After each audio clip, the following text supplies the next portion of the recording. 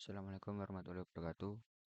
Saya Arya Damar, NRP 21216014 akan menjelaskan tentang salah satu bab praktikum pengolahan sinyal yang berjudul ADC Observation Sampling Rate menggunakan DSP Starter Kit DSK 6416. Di sini saya akan menjelaskan tentang penjelasan ADC dan sampling rate, peralatan yang digunakan, prosedur praktikum, data percobaan, analisa data, dan kesimpulan percobaan. Apa itu ADC? ADC adalah singkatan dari Analog to Digital Converter, atau dalam bahasa Indonesia dikenal sebagai konverter analog ke digital. ADC adalah perangkat elektronik yang digunakan untuk mengubah sinyal analog menjadi bentuk digital. Sinyal analog adalah sinyal yang dapat berfluktuasi secara kontinu dalam rentang tertentu, sedangkan digital adalah representasi diskrit yang terdiri dari kumpulan nilai-nilai diskret. Jadi untuk penjelasannya yaitu awalnya itu inputnya berbentuk analog, lalu diolah menggunakan ADC, lalu nanti outputannya keluar dalam bentuk digital.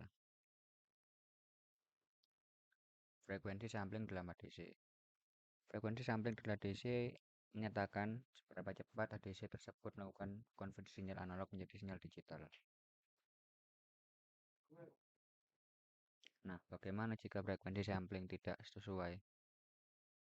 Jika sampling tidak sesuai, maka menyebabkan kemungkinan terjadinya fenomena aliasing.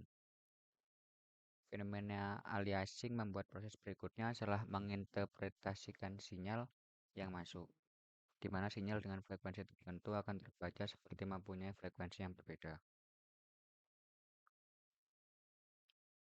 Bagaimana cara memilih frekuensi sampling yang sesuai?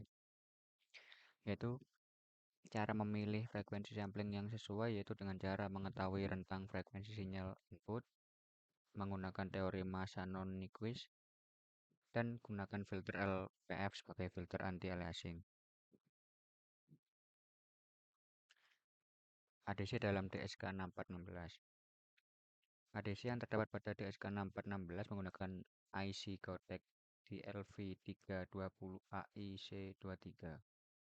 IC ini berisi ADC dan DAC sekaligus. IC codec DLV320AIC23 tersebut juga dilengkapi dengan filter anti-aliasing, di mana frekuensi cutoff-nya secara otomatis bernilai setengah dari frekuensi sampling ADC yang dipilih. Lalu peralatan praktikum. Peralatan yang digunakan praktikum ini ialah satu unit PC dengan software Code Composer Studio, lalu satu set DSP Starter Kit DSK 6416, lalu satu set osiloskop dan satu set function generator. Lalu prosedur praktikum.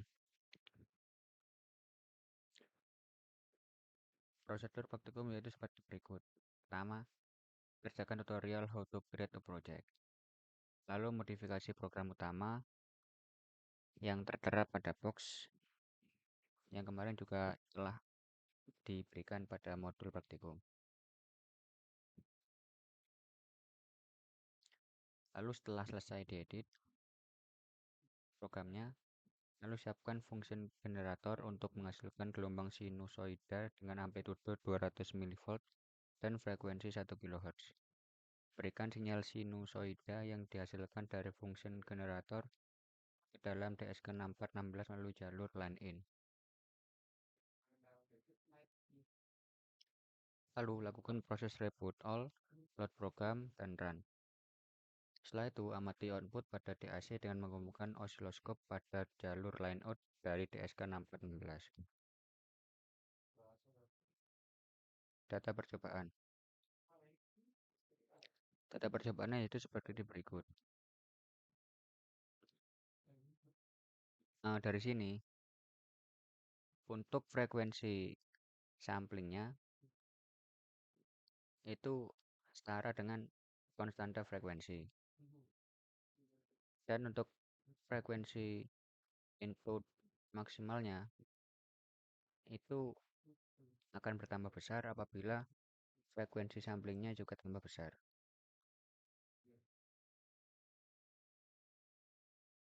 Lalu untuk frekuensi treble vokal dan bass, apabila frekuensinya 8 kHz, maka treble akan kurang jelas, vokal kurang jelas, dan bass jelas.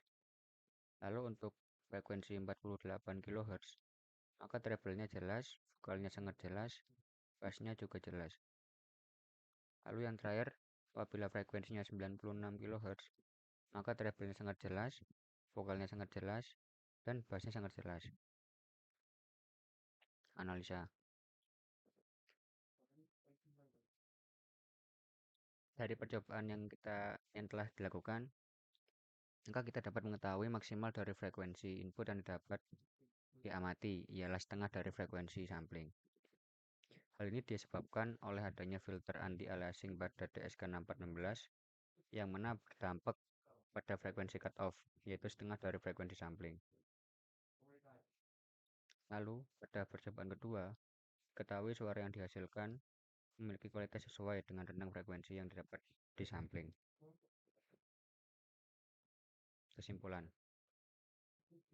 Kesimpulannya yaitu dari percobaan yang telah dilakukan, kita dapat mengetahui untuk mendesain ADC observation, kita perlu mengamati rentang frekuensi sinyal input agar sinyal output tidak terjadi perbedaan frekuensi atau terjadi hilang data dalam frekuensi input.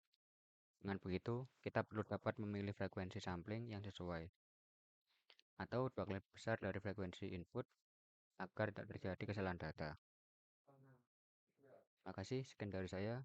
Assalamualaikum warahmatullahi wabarakatuh.